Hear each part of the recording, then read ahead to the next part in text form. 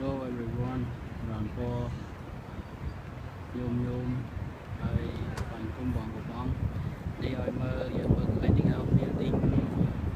Canadian government កន្លែងសភាគេធ្វើការសភាផងប្រសិទ្ធភាពផងរដ្ឋាភិបាលធ្វើការធំមកគេហើយកន្លែងនេះជាកន្លែងសំខាន់របស់រដ្ឋាភិបាលកាណាដាម៉ោងនេះម៉ោងគេចេញទៅធ្វើការឃើញឡានខៀវហ្នឹងគេច្រើនឡានគេមកយកអ្នកធ្វើការ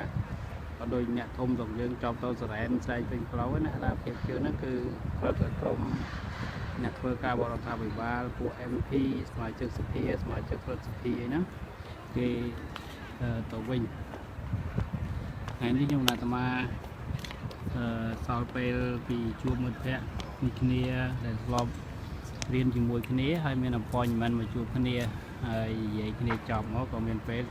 ឆ្លៀតមកកន្លែងនេះតិចថតវីដេអូមកคลิปឲ្យញាតិញោមយើងមើលបងប្អូនខ្មែរយើងមើលនេះសិតក្រុមធួគេនេះជុំនេះសិតតែ government បរដ្ឋាភិបាលទាំងអស់ហើយយើងមើលទៅមកខាងទៅទៀតគឺជាទីក្រុង downtown របស់អូរ៉ាវ៉ានៅជិតនេះឯងអត់ឆ្ងាយទេដើរបានព្រោះ downtown អូរ៉ាវ៉ាទៅធំប្រហែលនេះដើរប្រហែល 2-3 ម៉ោងគឺសព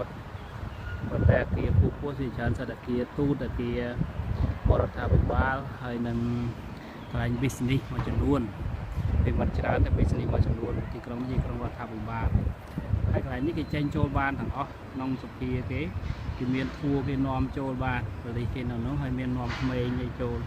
មានអ្នកធ្វើការគេចាំប្រាប់យើងចាំណែនាំយើងគ្រប់កន្លែងទាំងអស់នៅជុំវិញនេះអញ្ចឹងគាត់ជាព័ត៌មានមួយហើយញាតិញោមយើងបានមើលពីទីក្រុងអូរ៉ាវ៉ាពីកន្លែងbuilding ធ្វើការរបស់រដ្ឋាភិបាលហើយធ្លាប់មានពីមុនវាធ្លាប់បាញ់ឯមួយសាគឺបាញ់នៅក្នុងនេះឯងមានរឿងក្រោយមកគេចាប់បាននេះសិតអ្នករៀនមកមើលទស្សនកិច្ច